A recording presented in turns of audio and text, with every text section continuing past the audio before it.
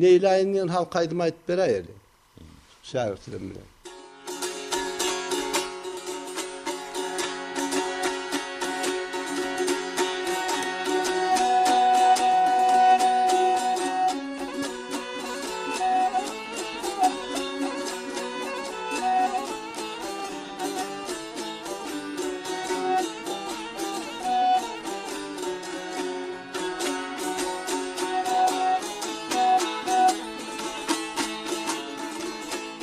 Aksı bulgamsız başım,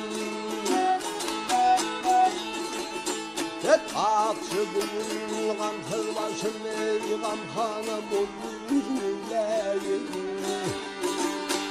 Bir söy bilen aşna yarim, ey dünyana bulmuşum.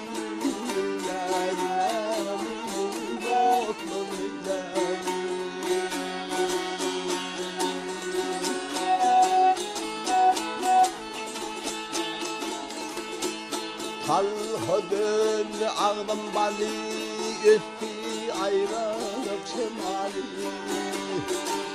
Benim bilmem nedir hıyari, ey divana bulmiler, benim doktorlar.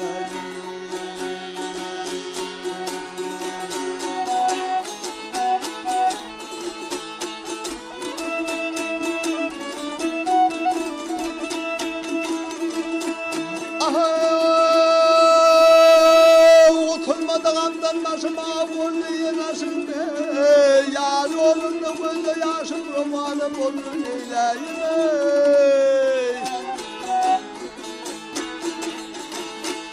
Saatinim yapıştı pire, herkesi ötenim böyle. Yarın gül öz o yarı ey, bana bulur